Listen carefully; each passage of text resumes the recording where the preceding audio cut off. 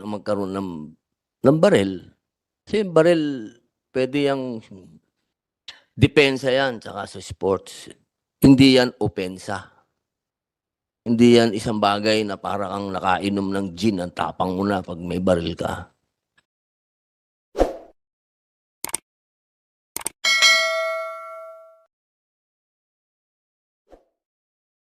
I would like to give the floor to Senator Robin Hood Padilla for his questions. You have the floor, sir, and please take over for a while. Share break lang ako. Maraming salamat po, Chairman. Isang magandang hapon po sa inyong lahat. Siyempre po sa aking idol, Senator Bong Revilla. Alam nyo, malungkot ako eh. Malungkot ako dahil ako isang taong nagbayad ng kasalanan ko, Sir Gonzales. Nung ako ay dumaan sa ganyang init ng ulo, bumuno ako ng 3.5 taon. Ito po kasing kaso na ipinatong sa inyo, alarm and scandal, 1 day to 1 month. Isa lang masasabi ko, Sir Gonzales, napakaswerte po ninyo.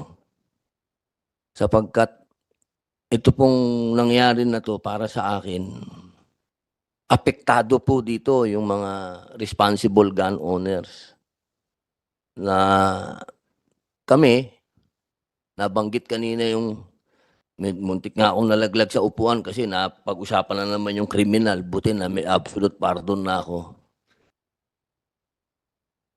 Nabigyan kami ng pagkakataon uli na magkaroon ng baril.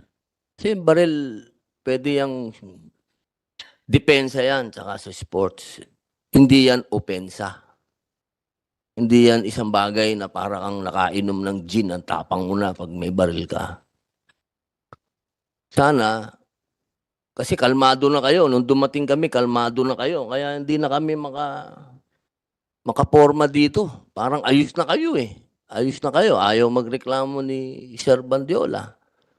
Alam nyo, sir, tama naman yung arrive mo eh. Na, sabi nga sa English, when you become a parent, having a principal is not a priority.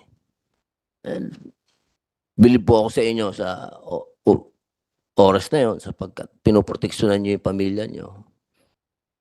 Pero bilib din ako dito sa anak ninyo. Kasi itong ganap na to, sana wag nang maulit.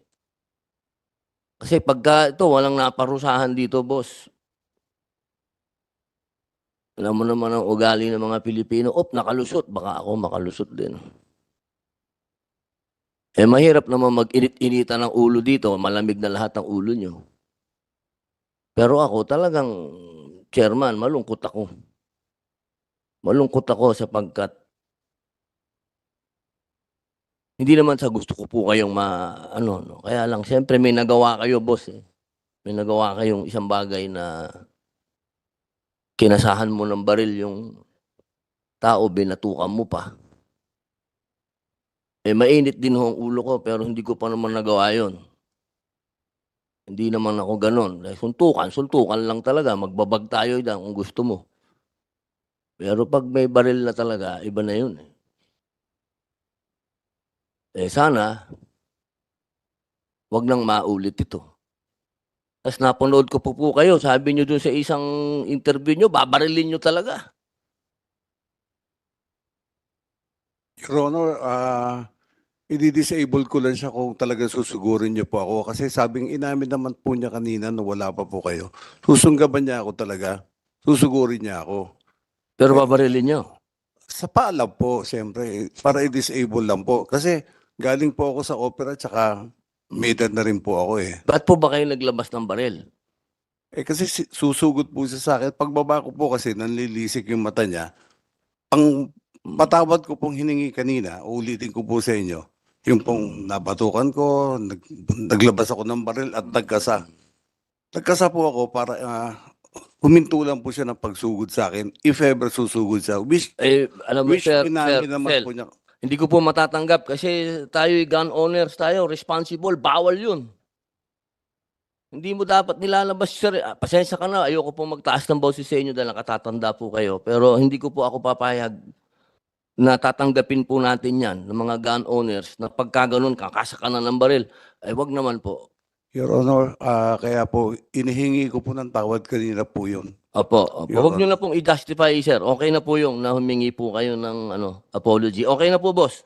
Tapusin na po natin doon kasi lalaki po. Parang iwan po natin sa mga kababayan natin, hindi talaga proper yun na ikaw ay gun owner, lalabas mo yung baril mo, ay pambihira. Hindi po, tatapos na po ang panahon ni Jesse James. Senator Robin Hood Padilla, Opo. if I may, ha? Opo. Hindi lang. Alam mo, so next time, ako ko kung may balik pa sa iyo yung privilege to own and possess a gun. Kung may balik, ha? Kung may balik, sakaling may balik. Pero I'm not assuming na ibalik. Sigurado ako, mukhang malabo na. Pero just in case, if you're given a second chance, dapat ganun ang gawin mo. Nanlilisik yung mata niya. Binatukan mo, di ba? Pak! Binatukan mo. Tapos nanlilisik yung mata niya. Kung hindi ka trigger happy dapat, gumanon ka na lang sana. Oh! May baril ako. Bubunutin ko ito kapag patuloy kang pag-assault sa akin. Bubunutin ko, may baril ako. Siguro matakot rin yun siya kung abante siya, di ba? Dapat, kasi nagbunot ka, kumasa ka. Pero kung hindi ka bumunot, sabi, may baril ako ha, huwag kang lumapit. Mas makuha mo pa yung simpatiya ng publiko kung ganun. Tama po. Ha? Tama po kayo, Your Just Honor. giving you an advice. Go ahead, Senator Romero Padilla. Please continue. Salamat po, Chairman. Sir Bandiola, Yes, ano pong Your Honor. naramdaman naman ninyo nung kinasahan kayo ng baril? Siyempre po, bilang isang ordinaryong tao, kahit sino po matatakot pag kinasaan kayo ng baril. Opo, ba't naman po kaya siya umabot doon na nagkasa ng baril? Kasi po, noong una, binatukan niya ako eh. So, normal reaction po natin, pag binatukan tayo, magre-react po tayo. Hindi niyo po nakitang may baril siya. Hindi ko po kagad nakita eh. Na yung Yung baril na niya. lang na nang bumunot na siya po. Bakit po ba kayo nabatukan? Dahil doon nga po sa pagtapik ko sa kotse niya nang pumasok siya sa bike lane, yun niya po na alanganin na po ko sa pinasukang yung space po, alanganin na talaga na pwede nga po ako matumba, na makatama ako ng tao o matumba po ako sa kotse niya at masagasaan po ako. Ay, inaamin niyo rin po na uminit din ang ulo po ninyo. Nung time na po yun, Oron, wala po akong naramdaman na inta o normal reaction ko lang po na tapikin kasi para nga po ma-call out yung attention niya na ginigit-git mo na ako sa bike lane. Nasa loob ka na ng bike lane eh. Doon naman po ba uminit ang ulo ninyo nung tinapik po kayo? Your Honor, ang bangga po niya sa likod ko, kaya kong pagpasensyahan sana. Opo. Pero yung sinuntok po yung kotse ko, at saka dinerty finger ako, doon po ako nabigla, hinabol ko po siya. Okay, Chairman. Maraming salamat po. Basta isa lang ang paalala ko po sa lahat ng nandirito at sa mga nanonood. Ang baril hindi ho yan sandata para maging matapang kayo. Pambihira, oo. Salamat po, Chairman.